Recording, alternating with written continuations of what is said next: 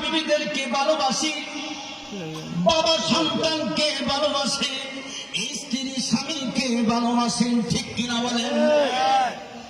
এত ভালোবাসার মানুষ আজকে বাড়িতে যাইয়া স্ত্রীকে বলবেন, বিবি গো, তোমার সাথে 60-70 বছর ঘর সংসার করলাম, একটা ওসিয়ত করি। বিবি কয়, কি ওসিয়ত? ও বিবি, আমি যদি তোমার আগে মারা যাই, ওসিয়ত করে গেলাম, তুমি ওয়াদা দাও।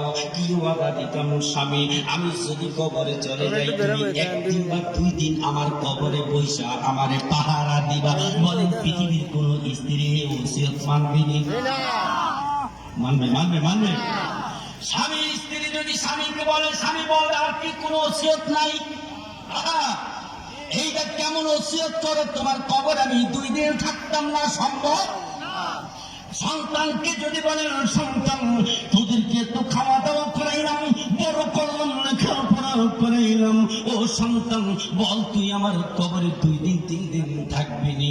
সন্তান বলে, আব্বা দুনিয়ার সব ওসিয়ত মানতে পারি, এইটা মানা সম্ভব না।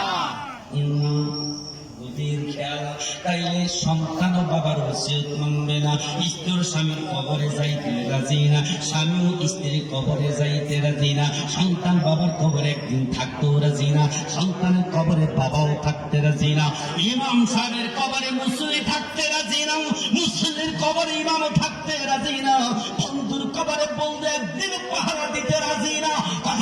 ঠিক কিনা? বন্ধুরে, এখন নবীর কেনে আপন বানাইবেন, যারা মদিনে যায়, নবীর রওজার পাশে দাঁড়াইয়া চক্ষু বন্ধ করে আবার নবীরে বলবেন, ইয়া রাসূলুল্লাহ,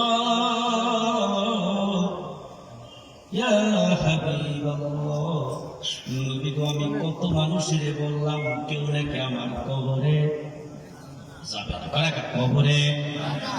ইয়া রাসূলুল্লাহ, নবী গো, আপনার কাছে আমি জানতে চাই, নবী, যেদিন আমি কবরে চলে যাব, যেদিন আমার কবরে কেউ যাবে না গো নবী, ও নবী, আপনার কাছে জানতে চাই, আমার কবরে আপনি থাকবেন নি?